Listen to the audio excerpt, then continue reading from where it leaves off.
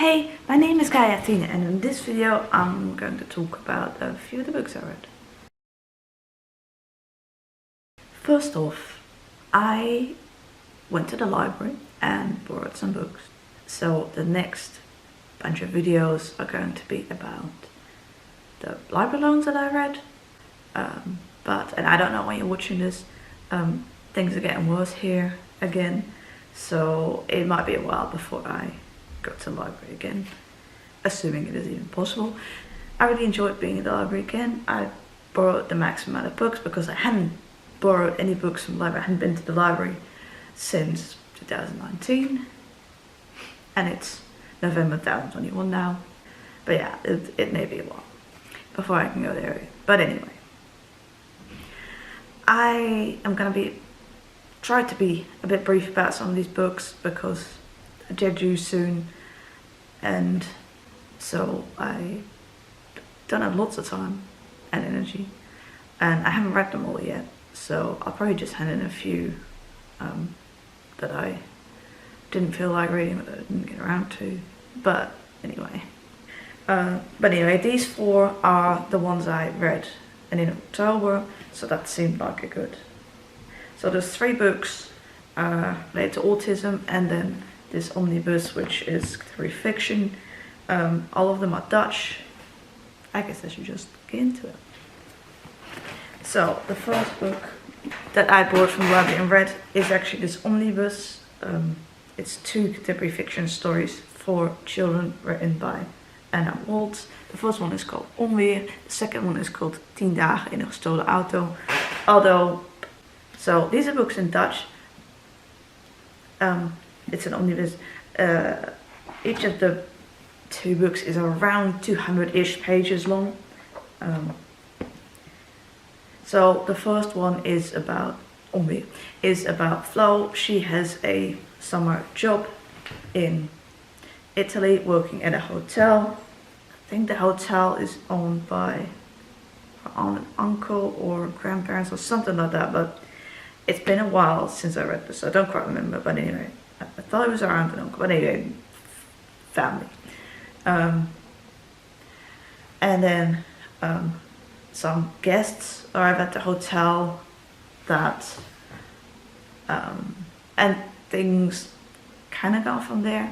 The book turns quite suspenseful after a while, but not yet. In the beginning it's more really like contemporary fiction, and there's more like suspense later on. And the second book is called 10 dagen in een gestolen auto, and I like that one even more than Onweer. I like them both, but if I had to choose, I liked this one just a bit more. So this title means 10 days in a stolen car. Onweer means like thunder or lightning storm. So 10 days in a stolen car is about Camilla, and she somehow ends up in a stolen car, as the title says, but that's not like the main point. So the story has to do with family. So she ends up in this car with 2 boys, teenage boys, and a screaming baby. Yeah, like I said, I kind of want to keep it a bit brief. Don't have lots of mental energy at the moment. I'm also really behind on watching BookTube because I've had a lot of sensory overload lately, which means I haven't had the energy to watch much BookTube.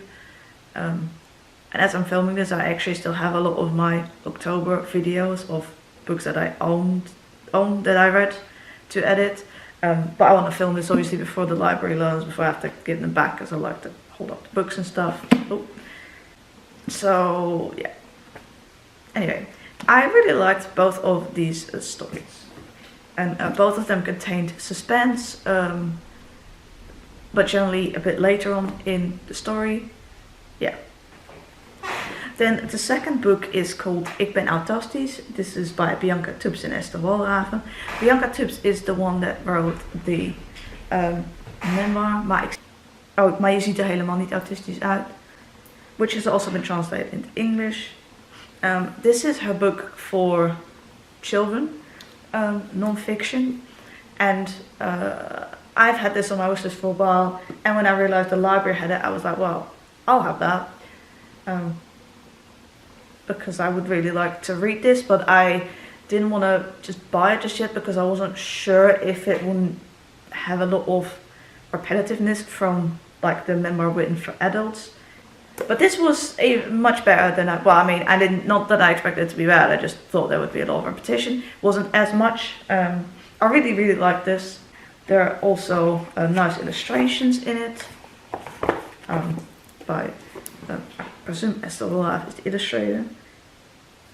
No, the illustrator was Roozeboos. I apologize, it says it right there. So these are the authors, that's the illustrator. Show some more illustrations. I also like that other than Bianca, she introduces 3 other characters, and their autism all expresses all words today, not my thing.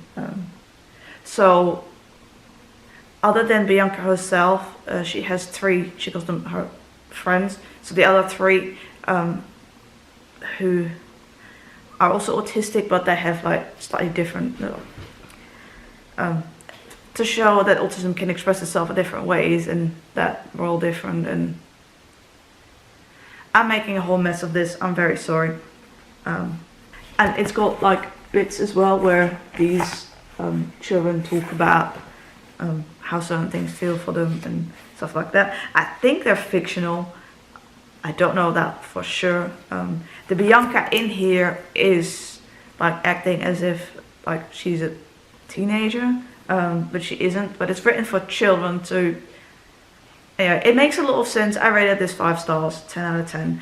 I really enjoyed this, and I may have to buy a copy for myself. There are of course some similarities with her autism memoir, but this is a lot more an information book rather than a memoir, although there are obviously elements of memoir. But yeah, I really enjoyed this.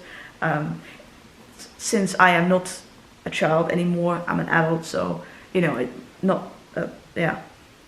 But yeah, I really liked this, and yeah, it was amazing, and I didn't expect it to be as good as it was. It explained things really well. I was able to read it just fine, because sometimes when I'm feeling like my head's a bit full, then it gets more difficult to read, and when my mind is like that, it's easy for me to read things like children's books or like that don't require as much processing. And this was a good read, nice to read. I was able to understand it. There wasn't as much repetition from her memoir and stuff, and I just really like this. Okay, we're moving on. Then I read Vijf by Colette de Bruin. Now I have read the 2nd and 3rd book in this series, and I believe I have made videos of them, although I don't know if they're individual book reviews or like a wrap up. If I can, I will try to leave the links in the description. This is the 1st book, and because I read the 2nd and 3rd books and liked them alright, I wanted to read the 1st book. I've been wanting to read this for several years now, but I was never able to find it at the library. And then of course 2019 was the last time I went to the library. So when I was able to find it now in October 2021, I thought I would borrow it. I did think it wasn't going to contain much useful things for me, also considering that I've read the 2nd and the 3rd book which explain this method. So I wasn't expecting to like it lots going into it. I just want to say that. Also, I should mention that this book is from 2004, so it is quite, well, I don't want to say old, but like some bits are a bit outdated, if that makes sense. And well, I finished this, but I didn't like it. And at the time of reading this, I also had very clear in my mind what I was going to say about it, but obviously since it's now been a while, maybe I should reconsider like filming, how I do my filming process and film some of it like closer to actually reading the books, because that would be more useful. But yeah, so there were some good things in this, but there were also some things that, now, first off, this is a book targeted towards the parents of autistic children. I should get that out of the way first. So this is not meant for me as an autistic adult to read.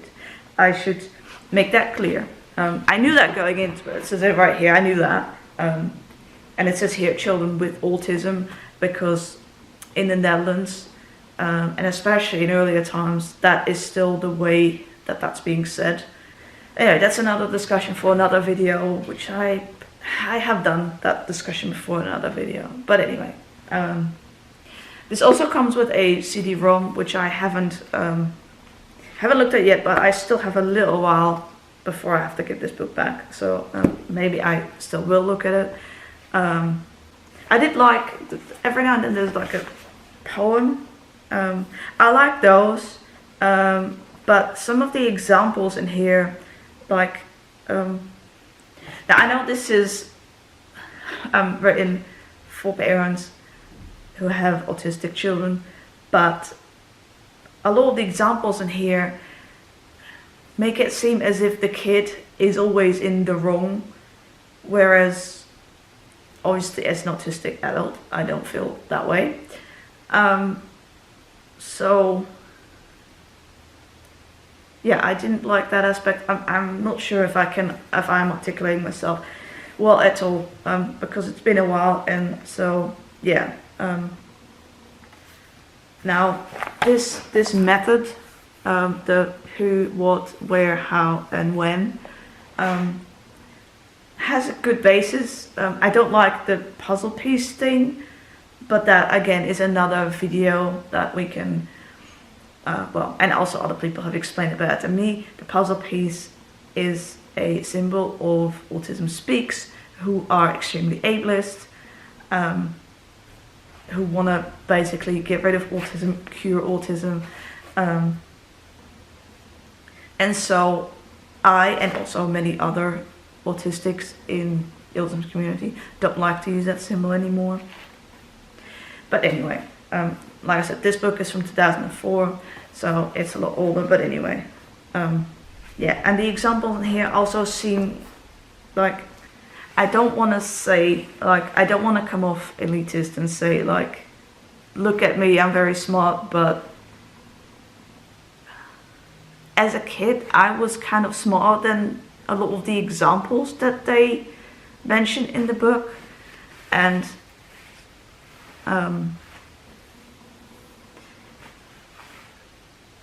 the book also says to not explain the why too often, whereas that was something my mum specifically did, because it really helped me understand, like, why, let's say, something had to be changed or why I couldn't do something. She explained to me why I couldn't, which really helped me. And she's mentioned it to me before. She once had me and one of my friends over. My friend was a classmate from school, and she was trying to tell that girl in the same way, you know, you don't do that because of this. And the girl didn't understand it. She was, let's put it this way, my mum said, less intelligent than me. So for her it worked better, my mum said, to just say no. Whereas for me, yeah, that really helped me understand, and like, it was easier for me to accept the no when I could understand, no, you can't touch the fire on the stove because it's dangerous, you'll burn yourself, it'll hurt, etc. Just an example, but yeah. Also, this book works like with, I don't know if, in Dutch we call them pictogrammen, it's like little icons and stuff, because they say it helps to visualize it and stuff. I've never needed to use that. So yeah, I don't know that this book would have been a fit if, like, my parents had read it when I was young. I don't think so. I don't want to call the book all bad. Maybe it suits certain parents, but also I feel like there was not enough focus on the sensory feelings and inputs and sensory overload, which is something that I struggled a lot with as a kid. Also, this book says that there is more autistic boys than girls, or as the book says, more boys with autism than girls. which is what people thought in 2004. Nowadays we know that it is not the case. There are also lots of girls with autism, or autistic girls as I say, but they tend to get underdiagnosed because their autism presents themselves sometimes in a bit different ways than with boys. Girls are generally better at masking, so they get underdiagnosed. It's not that we don't exist, and there's no such theory as like the male brain theory. Autistics are said to have a male brain and whatever. So this book, that knowledge in that is outdated. There are lots of autistic girls too, and autistic women, and also autistic non-binary people and people of other genders. So that was also an outdated bit in this book. Now, this was written in 2004, and I don't know exactly when that knowledge came about. So I mean, I can't fault the book that it's saying that, because that's what people thought back then. But yeah, reading it now, it's just, I was going through grief, and I see this footage is already running long. So yeah, I didn't gel with this. Although I can't remember all of the reasons why, but I've at least remembered some of them, so there is that. And the last one is called Minder Stress, Minder Autisme by Marjon and Saskia Buma. Oh, the subtitle is Plan C, or Plan C. Now I have read an earlier book by one of these authors, which was by Marjon Kuipers and one other person. That one was called Plan B, or Plan B. So I saw this and I thought, well, sounds good, I'll give it a go. I like this better than the Vijf book, but I didn't get a whole lot of things out of it for myself to help me have less stress or something. I did like, so the layout is very similar to that other book that I read by one of the authors, which was published. That book was published quite a while ago, and I like that this book, which is newer, has been updated with more of the more recent views on autism, rather than like Geef the Vijf, which is like older. So I like that, and I like that the authors are very respectful. But again, they are two mothers of, I think, two autistic boys or men. I like the parts where they interview or like where an autistic person or an autistic parent gives their view on something. So I like that. I like the bits I could relate to especially, but I didn't get many like concrete tips on how I can reduce my stress or something, which I guess is what I thought it was going to be. So maybe I just wasn't sure what I thought it was going to be. So yeah, I don't regret reading it. I liked it okay, but I'm glad I didn't like buy it full price at the bookshop, because I didn't get that much out of it, if that makes sense.